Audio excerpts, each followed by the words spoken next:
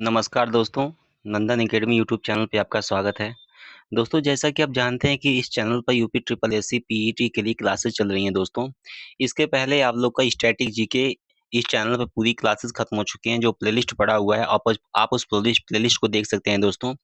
और उस प्लेलिस्ट में टॉपिक वाइज हर एक टॉपिक से किसी में 50, किसी में 100, किसी में 200, किसी में 75 क्वेश्चन महत्वपूर्ण पड़े हुए हैं। उस आप प्लेलिस्ट पे जरूर विजिट करें और विजिट करके उस प्लेलिस्ट को जरूर देखें जो स्टैटिक जीके की क्लासेस के प्लेलिस्ट है। ठीक है दोस्तों। और दोस्तों मैं कल 21 तारीख से मैं हिस्ट्री की क्लासेस से चला रहा हूँ, जिसमें कल सिंधु घाटी सभ्यता पहली टॉपिक खत्म हो चुकी है। आज सेकेंड टॉपिक है जिसका नाम है वैदिक संस्कृति। तो दोस्तों वैदिक संस्कृति से महत्वपूर्ण जितने भी प्रश्न हैं वो मैं आज लेके आया हूँ, जो यूपी ट्रिपल एससी में बहुत ही काम लायक हैं दोस्तों। दोस्तों इस टॉपिक से आपका एक भी क्वेश्चन बाहर नहीं जाएगा। अगर अगर यूपी ट्रिपल एससी पीईटी में अगर पूछता है तो इसी से ही पूछेगा, इससे बाहर से नहीं पूछेगा। ठीक है दोस्तों, तो चलिए क्लास स्टार्ट करते हैं। वैदिक संस्कृत के महत्वपूर्ण बहुविकल्पीय प्रश्न देखिए। कह रहा है कि वैदिक के पूर्व वैदिक या ऋग्वैदिक संस्कृत का काल किसे कहा जाता है। तो पूर्व वैदिक या ऋग्वैदिक का संस्कृत काल किसे कहा जाता है, तो इसका राइट आंसर हो जाएगा option number A. Option number ए जो होता है 1500 से 1000 ईसा पूर्व जो है क्या है, ये पूर्व वैदिक या ऋग्वैदिक संस्कृत का काल कहते हैं। ठीक है। नेक्स्ट क्वेश्चन देखिए दोस्तों, कह रहा है कि उत्तर वैदिक संस्कृत का काल किसे कहा जाता है। तो उत्तर वैदिक संस्कृत का काल किसे कहा जाता है, इसका राइट आंसर हो जाएगा ऑप्शन नंबर बी 1000 से 600 ईसा पूर्व। नेक्स्ट क्वेश्चन देखिए, कह रहा है कि आर्य शब्द का शाब्दिक अर्थ क्या है। तो आर्य शब्द का शाब्दिक अर्थ क्या है, इसका राइट आंसर हो जाएगा ऑप्शन नंबर बी श्रेष्ठ या कुलीन। ठीक है दोस्तों। नेक्स्ट क्वेश्चन देखिए, वेदों की कुल संख्या कितनी है। तो वेदों की कुल संख्या कितनी है, आप सभी लोग जानते हैं कि वेद की संख्या कितनी है, 4 है। नेक्स्ट क्वेश्चन देखिए, कह रहा है कि भारत में राज चिन्ह में प्रयुक्त होने वाले शब्द सत्यमेव जयते किस उपनिषद से लिया गया है। तो सत्यमेव जयते जो है वो किस उपनिषद से लिया गया है, इसका राइट आंसर हो जाएगा ऑप्शन नंबर ए मुंडको उपनिषद। ठीक है। नेक्स्ट क्वेश्चन देखिए, कह रहा है कि ऋग्वैदिक आर्यों का मुख्य व्यवसाय क्या था। तो ऋग्वैदिक आर्यों का जो मुख्य व्यवसाय था क्या था, पशुपालन था। ठीक है दोस्तों। नेक्स्ट क्वेश्चन देखिए, कह रहा है कि भारतीय संगीत का आदि ग्रंथ किसे कहा जाता है। तो भारतीय संगीत का जो आदि ग्रंथ है इसे कहा जाता है सामवेद को। ठीक है। नेक्स्ट क्वेश्चन देखिए, कह रहा है कि प्रथम विधि निर्माता कौन है। तो प्रथम विधि निर्माता कौन है, इसका राइट आंसर हो जाएगा ऑप्शन नंबर ए मनु। ठीक है। प्रथम विधि निर्माता क्या है, मनु जी हैं। नेक्स्ट क्वेश्चन देखिए दोस्तों, कह रहा है कि कृष्ण भक्ति का प्रथम और प्रधान ग्रंथ कौन सा है। तो कृष्ण भक्ति का प्रथम और प्रधान ग्रंथ कौन सा है, इसका राइट आंसर हो जाएगा श्रीमद् भागवत गीता। ठीक है। नेक्स्ट क्वेश्चन देखिए, ऋग्वेद में संपत्ति का मुख्य रूप क्या है। तो ऋग्वेद में संपत्ति का मुख्य रूप क्या है, इसका राइट आंसर हो जाएगा गोधन। ठीक है। गोधन जो है संपत्ति का मुख्य रूप है ऋग्वैदिक में। ठीक है। नेक्स्ट देखिए दोस्तों, कह रहा है कि ऋग्वेद में किस मंडल में शूद्र का उल्लेख पहली बार किया गया है। तो किस मंडल में शूद्र का उल्लेख पहली बार किया गया है, इसका राइट आंसर हो जाएगा ऑप्शन नंबर डी 10वें मंडल में। ठीक है। नेक्स्ट क्वेश्चन देखिए दोस्तों, पुराणों की संख्या कितनी है। तो पुराणों की संख्या 18 है। कितनी है, 18 है। नेक्स्ट क्वेश्चन देखिए, कह रहा है कि वैदिक धर्म का मुख्य लक्षण इनमें से किसकी उपासना था। तो वैदिक धर्म का मुख्य लक्षण इनमें से किसकी उपासना था, इसका राइट आंसर हो जाएगा ऑप्शन नंबर ए प्रकृति की उपासना। ठीक है। नेक्स्ट देखिए, कह रहा है कि किस देवता के लिए ऋग्वेद में पुरंदर शब्द का प्रयोग किया गया है। तो पुरंदर शब्द का प्रयोग इंद्र के लिए किया गया है ऋग्वैदिक काल में। ठीक है। नेक्स्ट देखिए, कह रहा है कि सल्वसूत्र किस विषय से संबंधित पुस्तक है। तो जो सल्वसूत्र है ये किस विषय से संबंधित पुस्तक है, तो इसका राइट आंसर है ऑप्शन ऑप्शन नंबर ए ज्यामिति। ज्यामिति को सल्वसूत्र भी कहा जाता है। ठीक है दोस्तों। नेक्स्ट क्वेश्चन देखिए, अस्तोमा सद्गमय कहाँ से लिया गया है। तो जो अस्तोमा सद्गमय है यह कहाँ से लिया गया है, इसका राइट आंसर हो जाएगा ऑप्शन नंबर, इसका राइट आंसर होगा ऑप्शन ऑप्शन नंबर ए। ठीक है। ऋग्वेद से अस्तोमा सद्गमय लिया गया है। ठीक है। नेक्स्ट क्वेश्चन देखिए दोस्तों, कह रहा है कि आर्य भारत के बाहर से आए और सर्वप्रथम कहाँ बसे थे। तो आर्य जो है भारत के बाहर से आए और सर्वप्रथम कहाँ बसे थे, वह पंजाब में बसे थे। ठीक है दोस्तों। नेक्स्ट क्वेश्चन देखिए, वेदों को अपौरुषेय क्यों कहा गया है? तो वेदों को अपौरुषेय कहा गया है, ठीक है? और क्यों कहा गया है? इसका राइट आंसर होगा ऑप्शन नंबर ए, क्योंकि वेदों की रचना देवताओं द्वारा की गई है, ठीक है? नेक्स्ट क्वेश्चन देखिए, कह रहा है कि वैशेषिक दर्शन के प्रतिपादक कौन है? तो वैशेषिक दर्शन के प्रतिपादक कौन है? इसका राइट आंसर हो जाएगा option number B, Uluka Kanada, महर्षि कणाद, ठीक है ना? नेक्स्ट देखिए दोस्तों, कह रहा है कि मीमांसा या पूर्व मीमांसा दर्शन के प्रतिपादक कौन है? तो मीमांसा या पूर्व मीमांसा के जो दर्शन के प्रतिपादक हैं, कौन है? इसका राइट आंसर हो जाएगा ऑप्शन नंबर ए, जैमिनी। कौन है? जैमिनी है। नेक्स्ट क्वेश्चन देखिए, वेदांता या उत्तर मीमांसा दर्शन के प्रतिपादक कौन है? तो वेदांत या उत्तर मीमांसा के जो प्रतिपादक हैं, कौन है? ये बादरायण है। कौन है? बादरायण। नेक्स्ट क्वेश्चन देखिए, कह रहा है कि ऋग्वेद का कौन सा मंडल सूर्य सोम, मतलब कि पूर्णतः सोम को समर्पित है? तो कौन सा जो मंडल है सोम को समर्पित है? इसका राइट आंसर हो जाएगा ऑप्शन नंबर सी, नवा मंडल, ठीक है? नवा मंडल जो है ये पूर्णतः सोम के लिए समर्पित है। नेक्स्ट देखिए, कह रहा है कि प्रसिद्ध 10 राजाओं का युद्ध, जिसे दशराज युद्ध कहा जाता है, किस नदी के तट पर लड़ा गया था? तो जो 10 राजाओं का युद्ध था, यह पुरुष्टी नदी के तट पर लड़ा गया था, ठीक है? नेक्स्ट क्वेश्चन देखिए दोस्तों, कह रहा है कि धर्मशास्त्रों में भू राजस्व की दर क्या थी? तो धर्मशास्त्रों में भू राजस्व की दर क्या थी? इसका राइट आंसर हो जाएगा ऑप्शन नंबर सी, 1/6 भू राजस्व की दर थी, ठीक है दोस्तों? नेक्स्ट क्वेश्चन देखिए, कह रहा है कि 800 ईसा पूर्व से 600 ईसा पूर्व का काल किस युग से जुड़ा हुआ है? तो 800 ईसा पूर्व से 600 ईसा पूर्व का जो काल है, यह ब्राह्मण युग से जुड़ा हुआ है। किससे जुड़ा हुआ है? ब्राह्मण युग से। 800 से लेकर के 600 ईसा पूर्व तक जो काल है, किस युग से है? ब्राह्मण, ठीक है? नेक्स्ट क्वेश्चन देखिए दोस्तों। दोस्तों जहाँ तक मैं आपको बता दूं कि इससे जो 75 क्वेश्चन है आपको वैदिक काल से, इससे बाहर यूपी ट्रिपल एससी पीईटी में या यूपी ट्रिपल एससी के किसी भी एग्जाम में इस 75 क्वेश्चन से बाहर नहीं जाने वाला है दोस्तों। और आप इस ये जो क्लास है, इससे आपको बहुत ही बेनिफिट होगा दोस्तों, ठीक है? नेक्स्ट क्वेश्चन देखिए, क्वेश्चन नंबर 26, कह रहा है कि किस काल में अछूत की अवधारणा स्पष्ट रूप से उदित हुई? तो अछूत की अवधारणा किस काल में उदित हुई? इसका राइट आंसर हो जाएगा ऑप्शन नंबर डी, धर्मशास्त्र के जनक, धर्मशास्त्र के काल में, ठीक है? नेक्स्ट क्वेश्चन देखिए दोस्तों, एशिया माइनर स्थित बोगाज कोई का महत्व इसलिए है क्योंकि क्योंकि जो अभिलेख मिले हैं उनमें 4 वैदिक देवताओं इंद्र, वरुण, मित्र, नातस्य का उल्लेख है, ठीक है? नेक्स्ट क्वेश्चन देखिए दोस्तों, कहा है कि गायत्री मंत्र किस पुस्तक में मिलता है? तो सभी लोग जानते हैं गायत्री मंत्र ऋग्वेद में मिलता है, ठीक है? नेक्स्ट क्वेश्चन देखिए, न्याय दर्शन को किसने प्रचारित किया? तो न्याय दर्शन को किसने प्रचारित किया? इसका राइट आंसर हो जाएगा ऑप्शन नंबर बी, गौतम ने। किसने? गौतम ने, ठीक है? नेक्स्ट क्वेश्चन देखिए दोस्तों, प्राचीन भारत में निष्क से क्या जाने जाते थे? निष्क से क्या जाने जाते थे? तो प्राचीन भारत में निष्क से क्या जाने जाते थे? इसका राइट आंसर हो जाएगा ऑप्शन नंबर ए, स्वर्ण आभूषण, ठीक है? नेक्स्ट देखिए, कह रहा है कि योग दर्शन के प्रतिपादक कौन है? तो योग दर्शन के प्रतिपादक आप सभी लोग जानते हैं कि महर्षि पतंजलि हैं। कौन है? महर्षि पतंजलि, ठीक है दोस्तों? नेक्स्ट क्वेश्चन देखिए, कह रहा है अ, उपनिषद पुस्तकें किस पर आधारित हैं? तो जो उपनिषद पुस्तकें हैं, यह दर्शन पर आधारित है। किस पर आधारित हैं? दर्शन पर। नेक्स्ट क्वेश्चन देखिए, ऋग्वेद में सबसे पवित्र नदी किसे माना गया है? तो ऋग्वेद में जब सबसे पवित्र नदी जो है किसे माना गया है? इसका राइट आंसर हो जाएगा option number B. Option number B is right answer, Saraswati को सबसे पवित्र नदी माना गया है, ठीक है? नेक्स्ट क्वेश्चन देखिए, वैदिक समाज की आधारभूत इकाई क्या थी?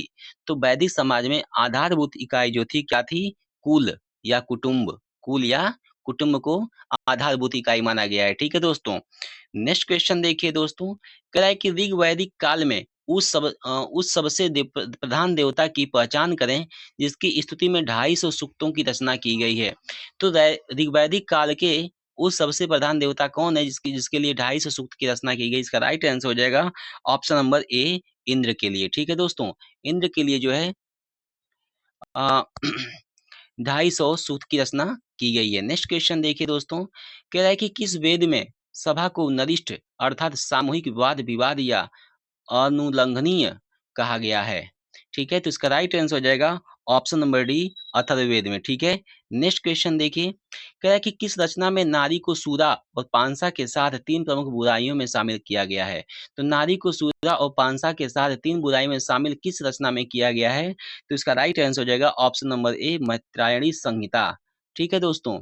नेक्स्ट क्वेश्चन देखिए, उत्तर वैदिक काल में किस देवता को सर्वोच्च स्थान प्राप्त हुआ है? तो उत्तर वैदिक काल में किस देवता को सर्वोच्च स्थान प्राप्त हुआ है? इसका राइट आंसर हो जाएगा ऑप्शन नंबर ए, प्रजापति को। ठीक है ना दोस्तों। नेक्स्ट क्वेश्चन देखिए दोस्तों, कहा है कि संस्कारों की कुल कितनी संख्या है? तो संस्कारों की कितनी संख्या है? 16। संस्कार की कितनी संख्या है? 16। ठीक है। कह रहा है कि ऋग्वेद में अघन्या, अघन्या किसे कहा जाता है? अघन्या उसे कहते हैं जो वध करने योग्य नहीं है। शब्द का प्रयोग किसके लिए किया गया? इसका राइट आंसर हो जाएगा ऑप्शन नंबर बी, गाय के लिए। ठीक है दोस्तों। नेक्स्ट क्वेश्चन देखिए दोस्तों, कह रहा है कह रहा है कि रीत, रीत मतलब वैश्विक प्रकृति नियम स्थापित करने के कारण किस वैदिक देवता को ऋतस्य गोप कहा गया है?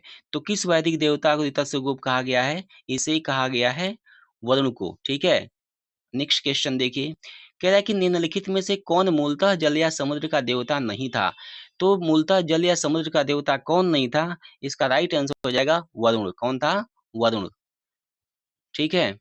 नेक्स्ट क्वेश्चन देखिए, 3 क्रमों पगों में 3 लोक को माप लेने का कारण किसे उर्ध्वक्रम कहा जाता है? तो उर्ध्वक्रम किसे कहा जाता है? इसका राइट आंसर हो जाएगा ऑप्शन नंबर डी, विष्णु को। ठीक है दोस्तों। नेक्स्ट क्वेश्चन देखिए, कह रहा है कि मनुस्मृति मुख्यतः किससे संबंधित है? कानून से। किससे संबंधित है? कानून से संबंधित है। जो मनुस्मृति है, कानून था उसमें जिसका मनु ने ही रचना किया था। ऑप्शन नंबर समाज व्यवस्था से। इसका राइट आंसर दोस्तों होगा समाज व्यवस्था से।